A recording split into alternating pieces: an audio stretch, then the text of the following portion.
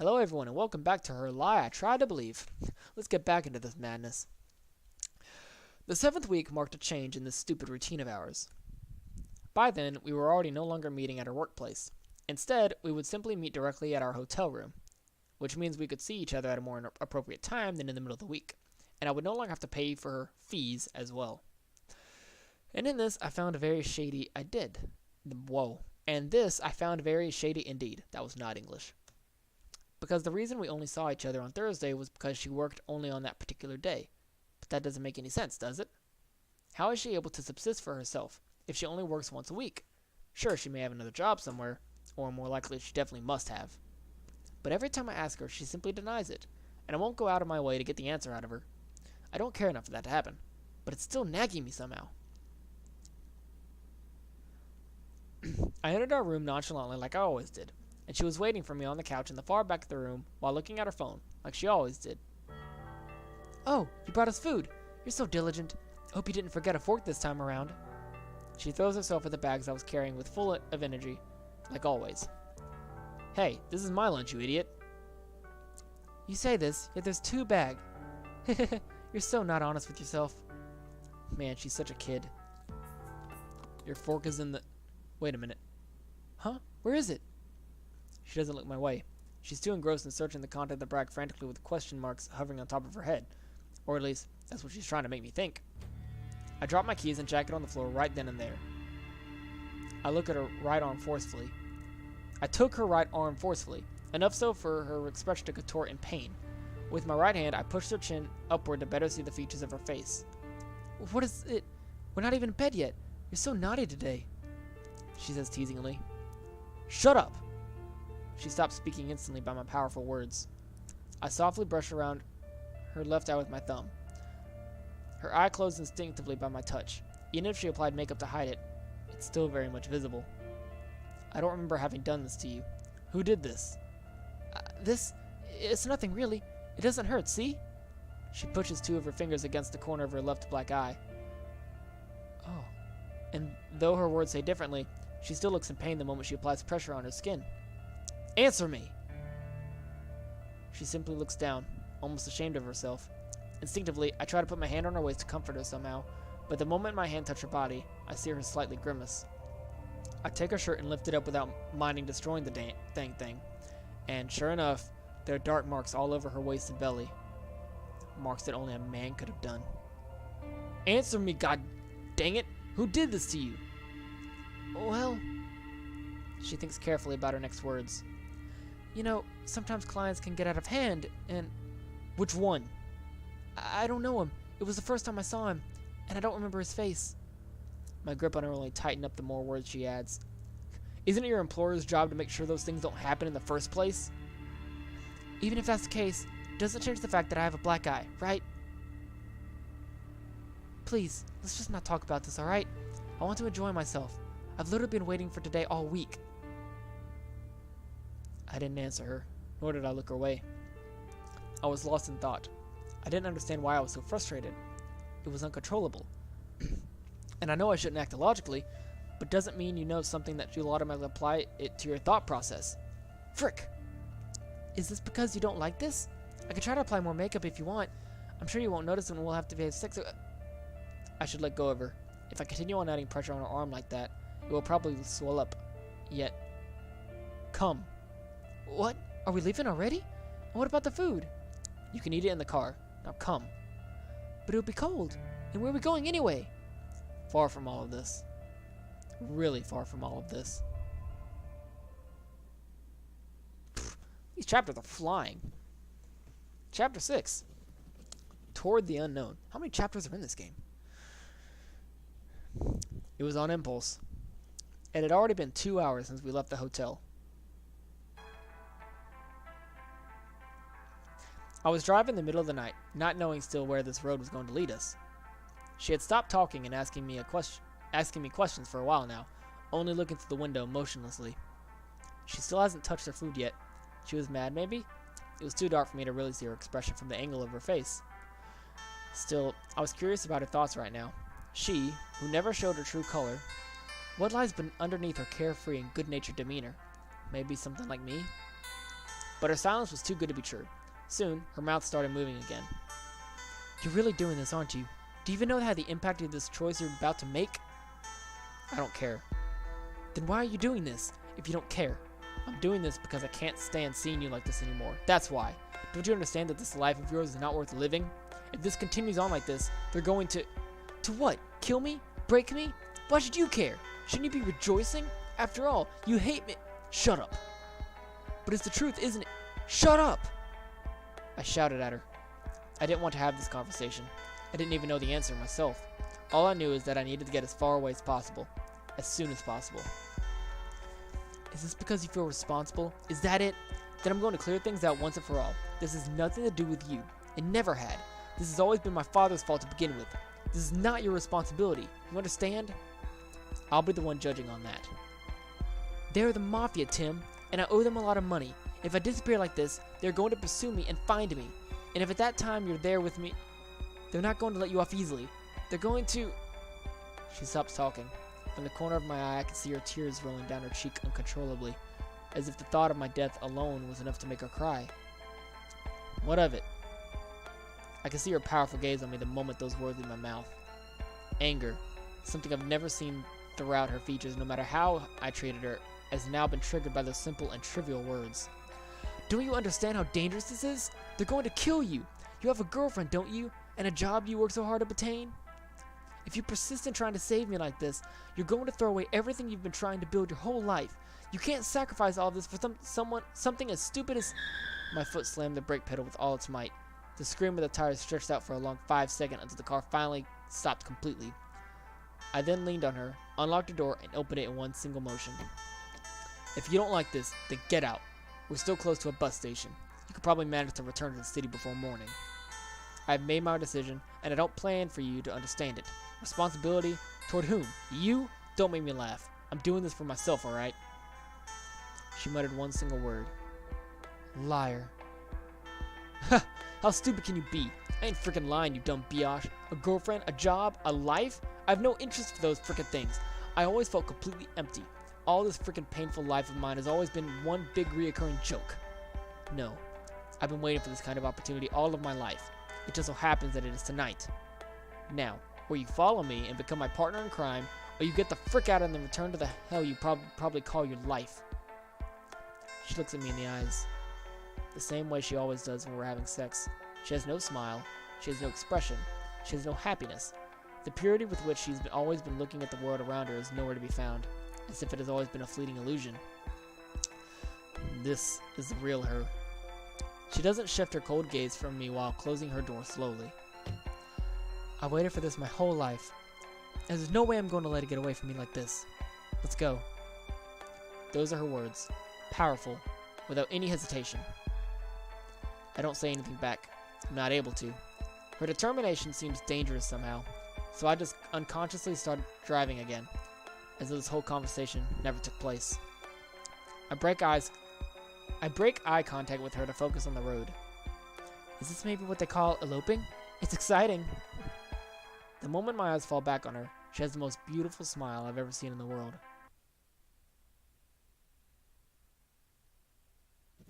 Chapter 7. Eloping isn't the word. Alrighty. After driving for half a day, we finally stopped in a cheap motel to rest and regain some of our energy. At the same time, I took this opportunity to collect my thoughts. While this situation might have started as a brainless and impulsive act, keeping up with this attitude will only bring us down in the long run. In the end, we might need a good plan if we want a good shot at this. I first thought we had a good amount of time ahead of us, but this assumption was a big mistake of mine. By asking for a bit more details, I found out that Cassandra was living with another hostess from that bar, so even though she's working only once a week, the other girl will soon find out about her disappearance. I could have asked her to try and contact that girl, and maybe convince her not to say a word to their boss, but this would have been too big a risk for only postponing the inevitable as a result. Ultimately, I think trusting someone will only trigger the start of our downfall. I look at her. She's carelessly sleeping beside me while I'm the one stressing out about all those things. She doesn't seem to care all that much since she showed me that determination of hers. Seriously, what am I doing? Getting out of my way for what? This? Sleeping in this cheap ash bed, eating this disgusting convenience store food. This is all her... No. What am I thinking? No matter how I look at this, I choose to do this of my own volition. Right? I shouldn't hold it against her. Still, I know. There's a darkness in my heart that I've yet to get rid of. That darkness which is whispering to me to destroy her. So, did you choose where we're going, my love? She says shamelessly the moment we enter the car. Stop that. It's disturbing. But we're eloping. I can at least call you that much, right? No, we're not. Eloping would mean that we're about to wed, and we're clearly not. But I want to wed. I love you, and we're going to live together from now on, so...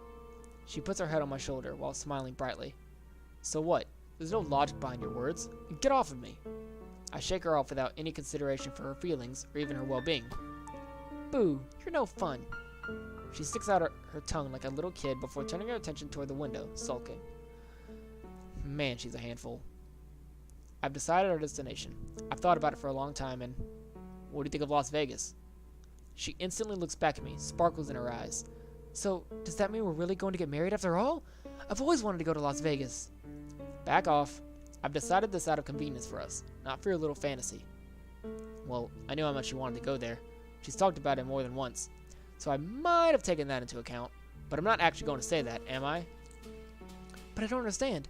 Shouldn't we try to go to some unknown village instead of going to such a big city? To try and lay low or something? Aren't we asking to be found if we go there? Not exactly. The best place to hide a tree is inside a forest, right? Logically, when you think about someone trying to escape from a group like the Mafia, you think that this person is going to hide in some distant place, far away from urban civilization. That's exactly how his pursuers are going to think too. So naturally, they're going to first search those uncivilized areas. You understand where I'm going with this, right? Yeah, but while it does look all good on paper, doesn't mean it will go that smoothly. That place is known to be run by criminals, right? So it shouldn't be too far-fetched to think they have ties with our pursuers. If we're going to a small place, a village or whatever, we're going to attract a lot of unwanted attention. They all know each other in those places, you know. And look at us. Not what we would call countryside people, are we? If you say so. She doesn't seem to buy it. Is she scared? She shouldn't be. One more thing. I need her to understand this perfectly, else none of this is worth it. Even if they find us, it doesn't change anything, does it? In the end, both our lives has never been worth living. I won't live my days in such a boring place as a village, or crawling in fear inside a hole somewhere. My life has been nothing but boredom already. So, she looked at me, clueless. Let's try and have some fun, shall we? She regains that smile of hers so naturally. A beautiful, pure, and bright smile. That smile that I would have done anything to destroy before. I was now the source of its existence. I should feel flattered by this. I should. Yet, how disgusting. Come on, man. What's the time? 13. Chapter 8. Las Vegas. Dude, you need to calm down. I mean, y'all doing some really weird stuff, but calm down, please. A lot of talking. It took us another day and a half to arrive at our destination. So 3 days all in all, since it was on Friday night that we've eloped, like Cassandra loved so much to say. We were now obviously Monday, late in the evening. The moment we've entered the core of the city, she became ecstatic. At every street corner, she would be like, "Oh," or "Look, look, look, it's so beautiful," or again, "I want to go there, let's go there, alright?" And every time, I would just keep my eyes on the road, half listening to her. And when I feel like she's pestering me too much, I would simply say something like, "We need to find a place to crash first. Be patient, alright?" She was so excited about trivial things that I started wondering what kind of life she has led up until then. She was a prostitute, right? Then why do I feel so much like I'm with a kid somehow? Was it really a good thing to bring her with me? To bring her to such a place? One thing we didn't have to worry about, though, was our budget. I had lots of economy from my old part-time job as well as my current one. Well, current might not be the case anymore, but whatever. Since I lived my life up until then pretty much modestly, or more like pathetically, I had more than enough for the both of us for quite a respectable amount of time. Obviously, the first place we decided to hit was the mandatory casino. I mean, that's pretty much all there is to see here, so. We've drunk a lot, and when I mean a lot, I mean we didn't as much as think of ever stopping throughout the night. She looked at everything with her eyes full of curiosity. The old people on their slot machines would be very intriguing to her. She could gaze at them for 30 minutes without end. And when I asked her if she wanted to try, she looked at me with a smile and said, "They look so pathetic, it's almost pitiful. But when you think about it, aren't we the same? We pass our lives routinely doing the same emotionless movements, forgetting even about the meaning behind it. I wonder, if there's a God, wouldn't he look at us with the same pity?" I walked close to her, put my hand on her head, and looked at her silently. I wanted to somehow comfort her, but no word came to mind. That's when she continued. "As long as we're together, let's not do this, alright? I want this to be special. Us. You don't need to force yourself. You don't need to love me. But at least make sure we never forget, alright? Never forget the reason we're here right now." Alright. Never. I promise. I took her by the hand and led her throughout this maze of bright and colorful machines. But it was a good thing to ascertain our wish. I mean, not forgetting the reason why we're here would mean we would be always fearing to be found, always running. Or maybe that's what she wanted. She would also look at me with a great interest when playing blackjack. She didn't know the rules, but the moment I explained it to her, she would try to help me sometimes. And she was smart. Oh, for that she was. I almost forgot how she was at the top of our school once. To think that she has become so innocent. Or maybe she always has been. But the way I imagined her at the time, I thought she was a strong-willed woman that could do anything if she put her mind to it. But I couldn't have been more wrong. She was fragile, delicate, and pure. Any man would have been better for her. Any man. Yet, she was unlucky enough to choose me out of all of them. The moment we started to become really wasted was the moment everything started to slowly crumble. I had to go to the washroom because of the alcohol, obviously, and the instant I got out of it, I heard her speaking with another man. Well, okay, she wasn't speaking to him more than he was trying to hit on her, but whatever, her eyes were her eyes were different than when she's with me. She had a stern expression, cold as ice. It was obvious she was trying to get rid of him, but he seemed persistent. I came up to them and asked her if she knew him. I don't. He was actually about to leave, right? "Oh, so he's your boyfriend? Sorry, man, it's just such a beautiful woman you have there. I couldn't pass by without at least trying." He looked at me with that expression, as if what he did was the most natural thing in this world.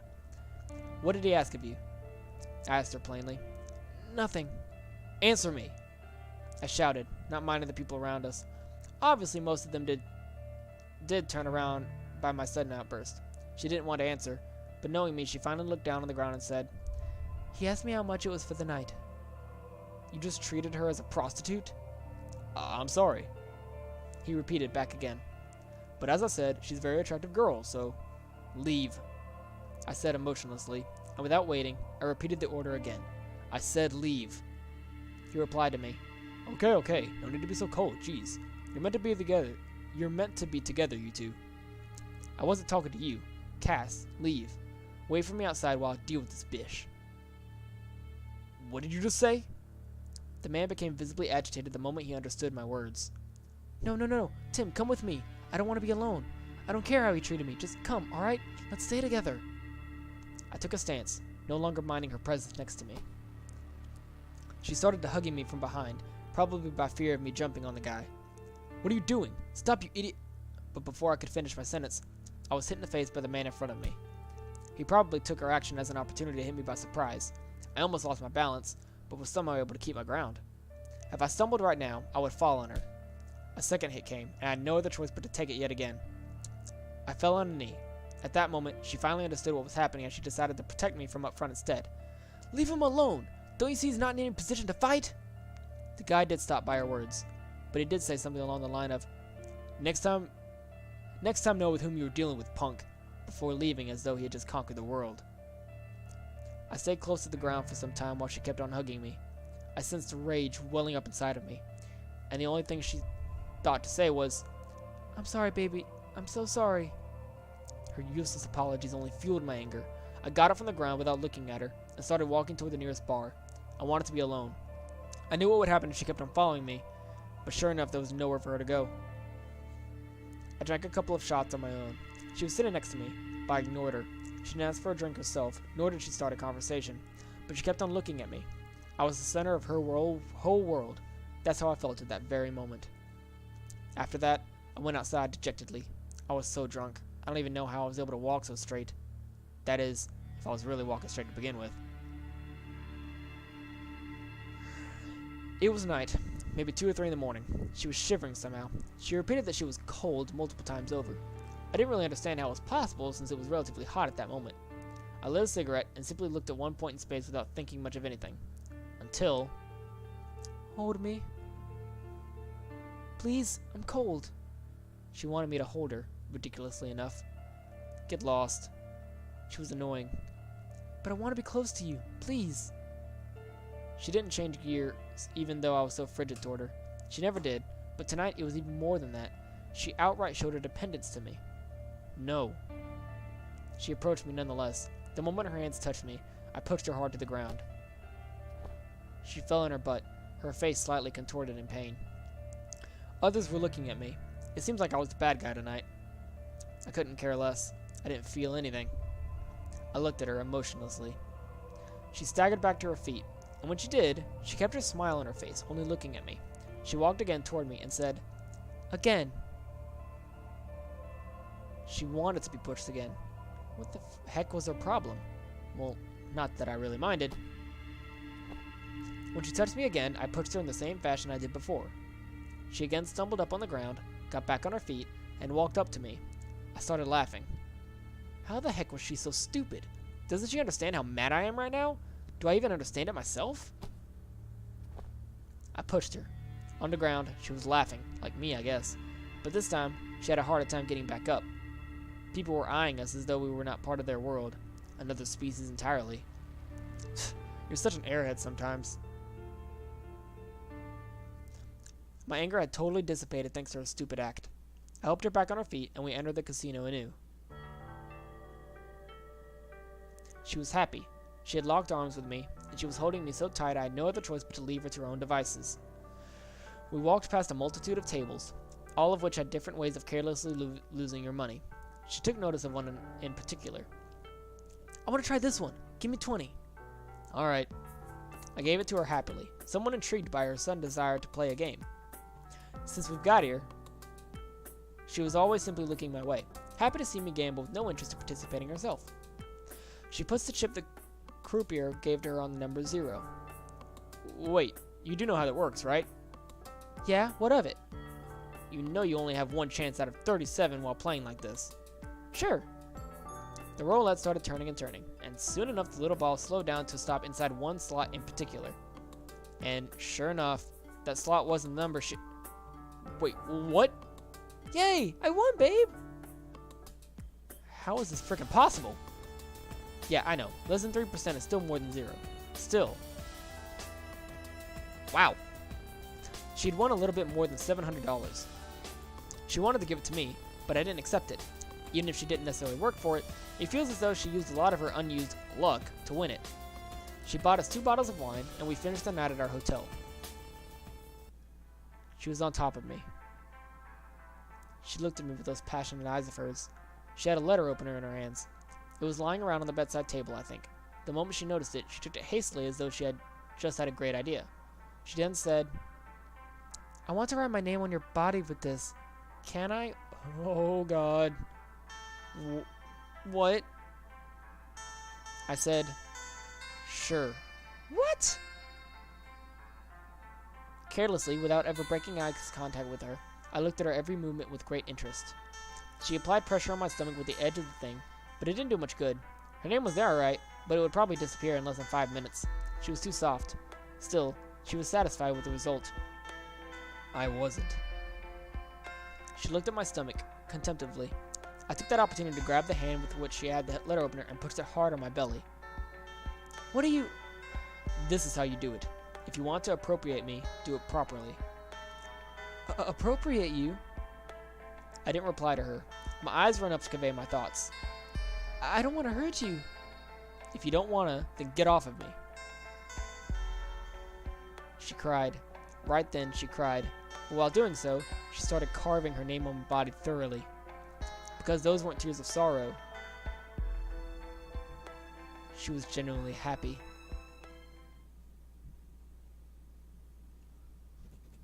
Son of a gun. Chapter 9, the second day. Okay. Um, save. I could have saved this whole time. Wow. Okay. Save. What is log? Oh, that's just talking. Okay. I'm gonna end this one here, and I'll get back to the next episode because this talking is getting to my voice. But anyways, thank y'all for watching. This is getting weird. Carving your name and something like what? I mean, I guess I'd understand a cat, like a tattoo, kind of, but carving your name? I don't know. This game is odd. I'm not fully understanding this, but they have one interesting relationship, and I'm sure it's gonna get more interesting soon. But until then, thank y'all for watching, and I will see y'all in the next video.